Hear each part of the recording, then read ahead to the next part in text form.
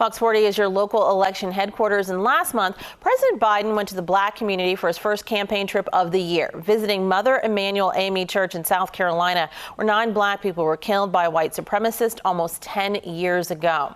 Once considered a lock for Democratic candidates, Black voters were credited with helping Dems pull off a blue wave in the midterms back in 2018 and then pushing Biden into office.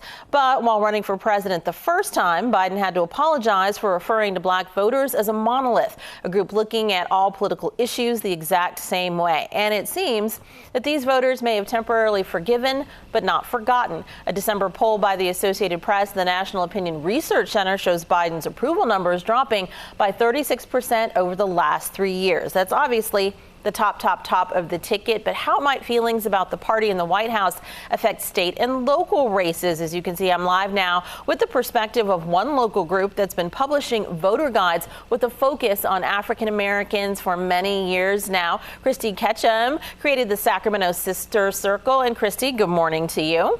Good morning. Thank you for having me. Definitely. Christy, the poll I just mentioned is showing just a 50% approval rating for President Biden among Black voters questioned. As we look at making choices in California for California next week, do you feel like the recommendations your group made in this year's voter guide reflect a disillusionment with Democratic stances overall that are playing out at the state and local level? Absolutely. I feel like we've been watching this political landscape and the things that have been happening for the last 4 years.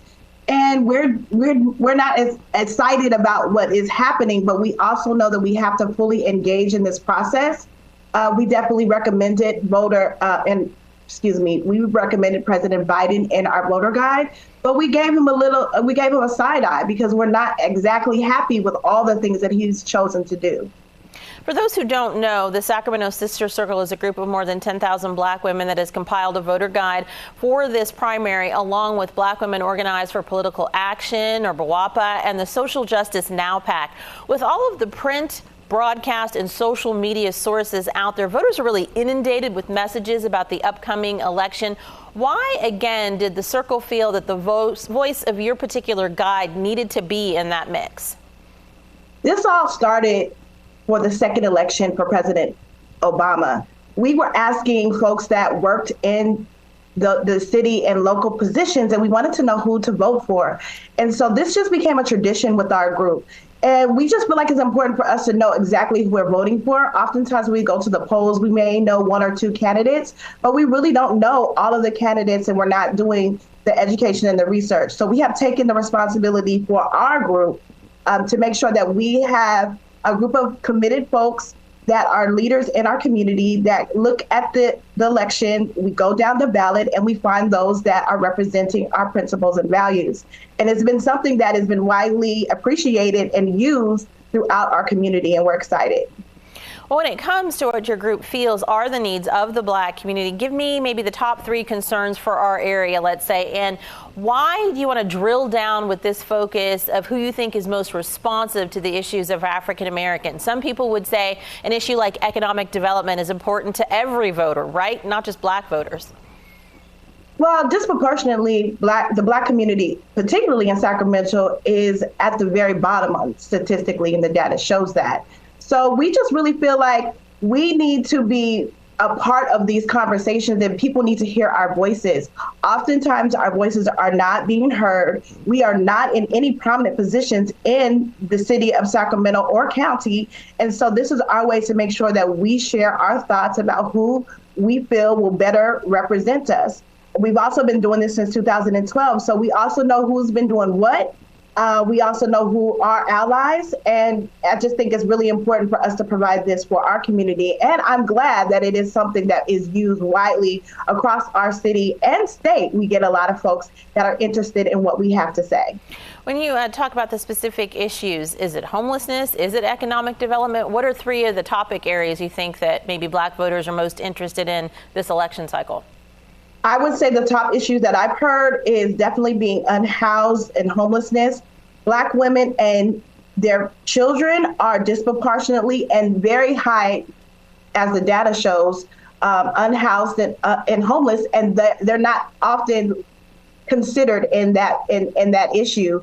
And we want to make sure that that Black women and their children are considered when we talk about homelessness. There is a lot of layers to homelessness and being unhoused, but Black women with children are disproportionately homeless and unhoused, especially in the city of Sacramento. The second issue is public safety. It's across the board. It's bigger than, the entities that are in place. We need to make sure that there is a solution base that is really, really going to impact all of us. And oftentimes Black women are not also considered as we think about some of the last news, the murders that have happened with the Black women in Greenhaven and other places.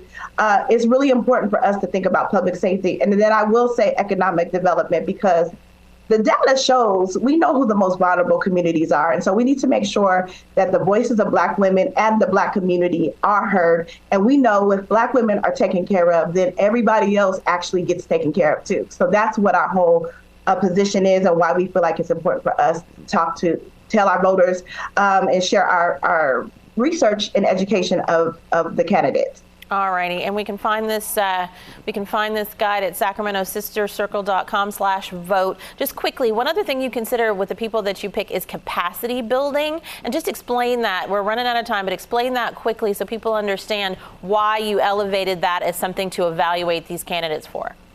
There's a lot of good work that is happening in the community, and we believe that if we utilize the folks that are on the ground, that are in the communities doing this great work, we can definitely work together and make a difference in our community. All right, so people that are open to a more collaborative leadership approach. Yes. All righty, thank you so much. And the folks that are doing the work. All righty, Christy, thank you so much for joining us today. The Sacramento Sister Voter Guide out once again. We appreciate you. Thank you.